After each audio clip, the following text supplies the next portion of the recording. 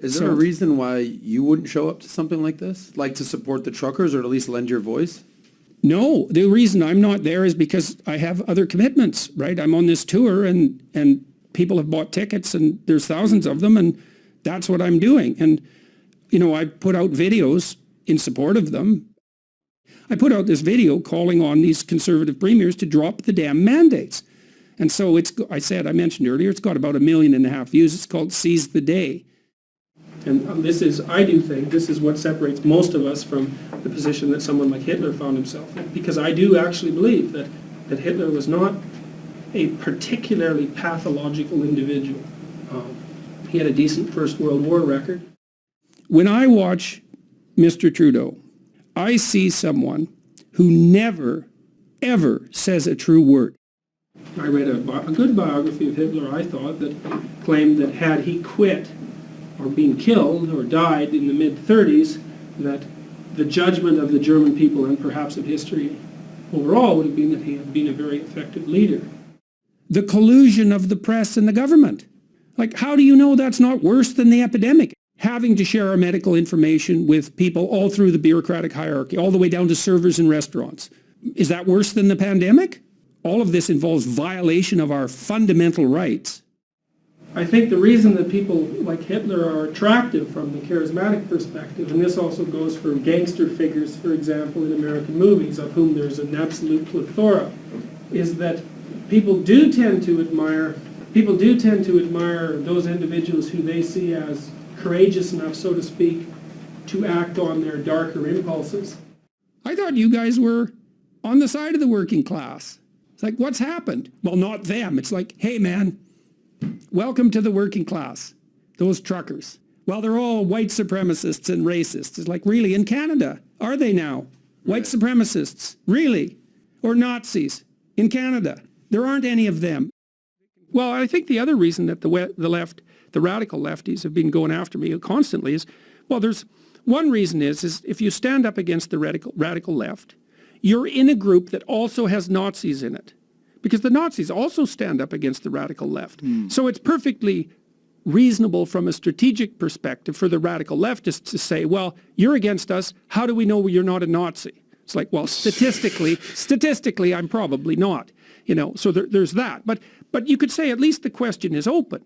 But all the mainstream press reported Confederate flags at the trucker rally, as if that matters. It's like, it's not like there are a lot of Canadians, by the way, flying the Confederate flag. First of all, that's not our country. Exactly. And second, most Canadians, I would say, don't really know in any deep sense what the Confederate flag stands for. I mean, you know, people aren't that informed. They compared me to Hitler. You don't mess about with epithets like that. You know, Hitler was one of the great supervillains of the 20th century, right? I mean, he's up there with Stalin and Mao in the panoply of satanically possessed leaders. I'm not a fan of Trudeau because I don't think he's capable of saying an honest word, and I truly mean that. And I've watched his speeches over and over, watching to see what's going on with him, and all I see is acting. Right? You know, one of the things I've always thought about Hitler is that, you know, you have to admire Hitler. That's the thing. Because he was an organizational genius. You know, the thing that doesn't stop people from being Hitler, people don't refuse the ambition to become Hitler because they don't have the genocidal motivation.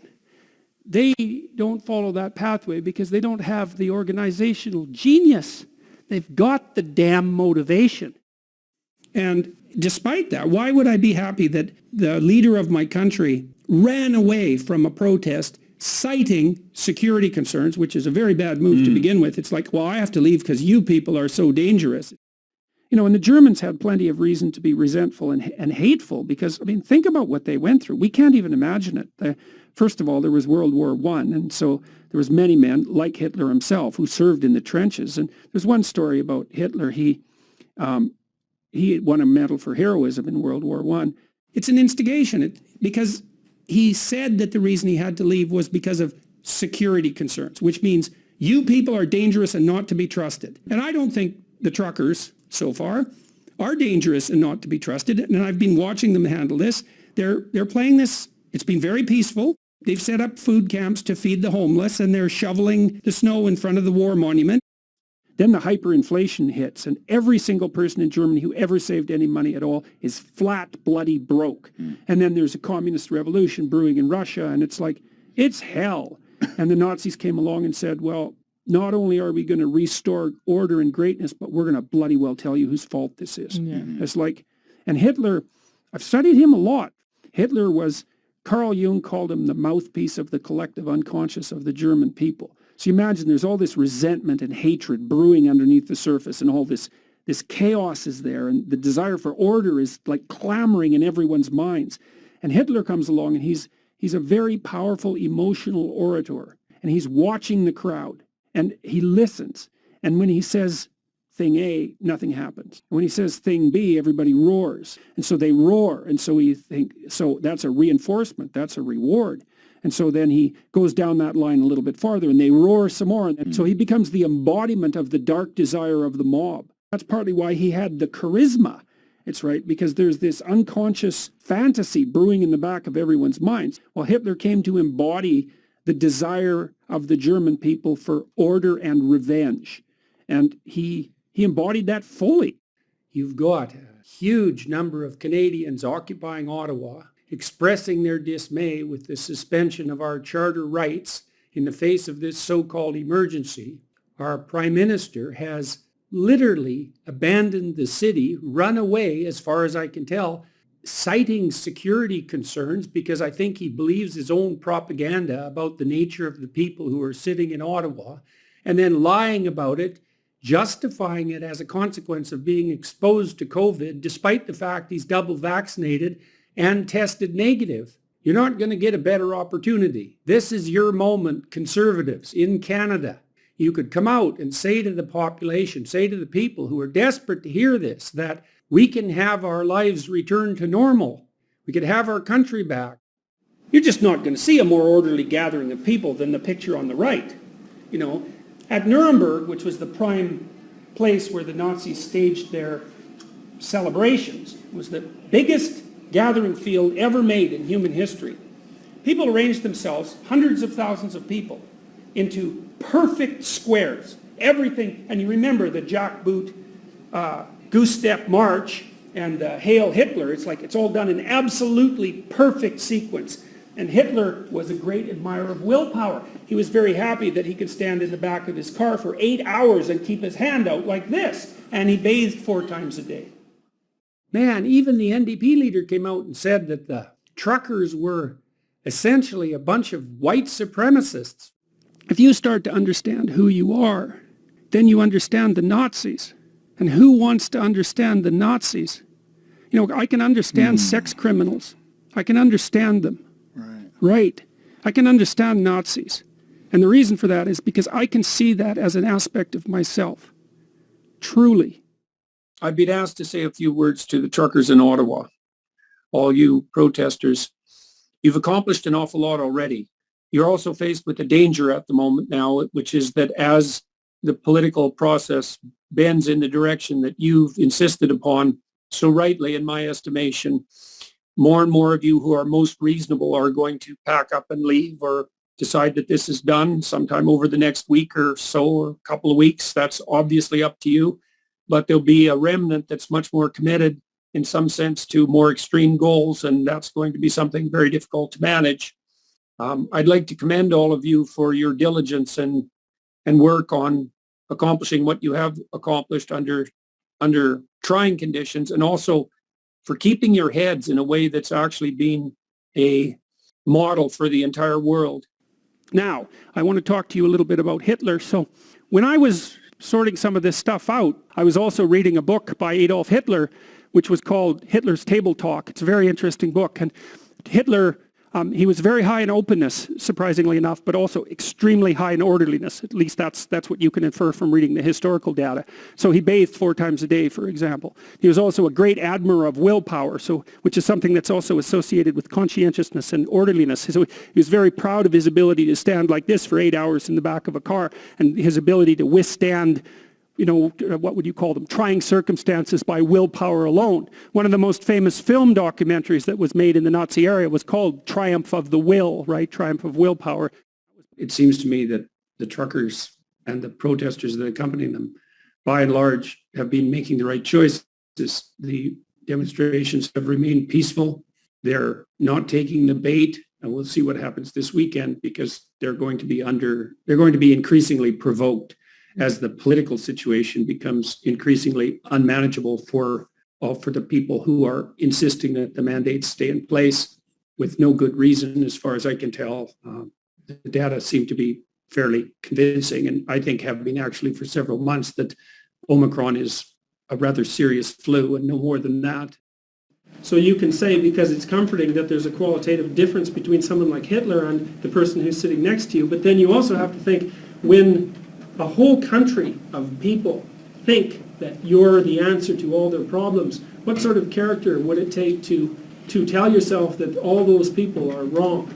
Given, especially in, say, in Hitler's case, the exceptional odds against him having ever got to the position that he got to. And he was a trivial person from a socioeconomic and military perspective.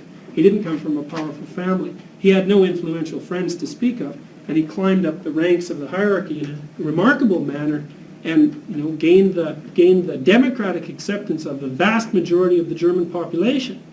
And he also viewed himself as someone who was Germany's only hope, partly as he viewed himself as a bulwark from the encroachment of communism from the East, which was a real threat, and also someone who could conceivably restore Germany to some of the power that had been stripped from the country by the Versailles Treaty, which I think it's reasonable to comment on that treaty, that it was blatantly vengeful. So you have to ask yourself, under those conditions, given that much admiration carried out over such a lengthy period of time, how many people wouldn't fall prey to their own pathologies? Like, Canadians who aren't vaccinated now cannot leave the country. What the hell? Why is that? And I got vaccinated, and people took me to task for that, and I thought, all right, I'll get the damn vaccine. Here's the deal, guys. I'll get the vaccine. You fucking leave me alone. And did that work? No. So stupid me. It's like, well, now I have to get tested for COVID when I come back into Canada. I have to get tested before I leave Canada. The restrictions to get back into Canada are even more stringent. It's like, well, why to get the vaccine then if you're not going to leave me alone? Why are the unvaccinated all of a sudden a danger? And I certainly don't understand the push to get children vaccinated. I think that's absolutely reprehensible. Well, if you're wondering about orderliness, take a look at that, man. So that's Nuremberg, right? That was the biggest rally grounds ever made in human history, Nuremberg. And Hitler was unbelievably good at spectacle. Look at how absolutely perfectly ordered that is. God only knows how many people there. Several 100,000, because they could all fit on the parade ground at the same time. All in absolutely perfect formation. I think the thing that surprised me the most probably was how rapidly we stampeded to imitate a totalitarian state in the immediate aftermath of the release of COVID. So, and after the war, after World War I, of course, Germany descended into utter chaos. And so what happens when you descend into chaos? And the answer is there's a corresponding call for order. And that was answered by Hitler and the National Socialists. And Hitler was very good at listening to the German population, and what they were demanding in a period of chaos was order. And so that was exactly what he decided to provide. Spectacles of order, which is exactly what you'd expect from someone who is really high in openness and high in orderliness, right? Spectacles of order. And that's kind of what we did in the early stages of the pandemic. The Chinese acted first. Now, unfortunately, they are a totalitarian state, and we all followed. So there's some more examples of order, right? Look at that. Everything geometric, everything regular. The border's completely well defined. Everything here is squares. Everyone's lined up perfectly. Everything is uniform, right? Look, there's pathways between the rows of people. This is again at Nuremberg. Perfect order. Anyways, everybody celebrated the Bill of Rights. Aren't you protected? Oh my God, all our rights are protected now forever. It was Pierre Trudeau's major accomplishment, hypothetically. Now we have his son, and it's like, yeah, what's it good for? My father isn't vaccinated. He decided not to, partly because they were telling him he had to. And he has his other reasons. I think this is an excellent thing to talk about because I've been, let's say, identified under many circumstances now with the alt-right. I've been doing every bit of investigation I can into its many manifestations. It's a very confusing place. It's certainly not an organized place. And exactly what it is by no means obvious. And the Kekistan issue is a good case in point. Well, I gave my father a Kekistani flag about 3 weeks ago, and he's Why did you do that? Well, because he's been following what's happening to me online. Hello, everyone. I'm here today with Mr. Benjamin Dichter, who's the owner-operator of his own rig and integrally involved with the organization and ongoing activities of the Truckers' Convoy in Ottawa. And so Mr. Dichter has something to read to us today, which outlines what the truckers have accomplished and wanted to accomplish and hope to still accomplish. And I thought this would be a really good way of informing everyone in as direct a manner as possible of what the aims of this protest movement, what are the aims of this protest movement. So, Mr. Dichter, thank you for being willing to talk to me, and I'll let you say anything you want and also take it from here.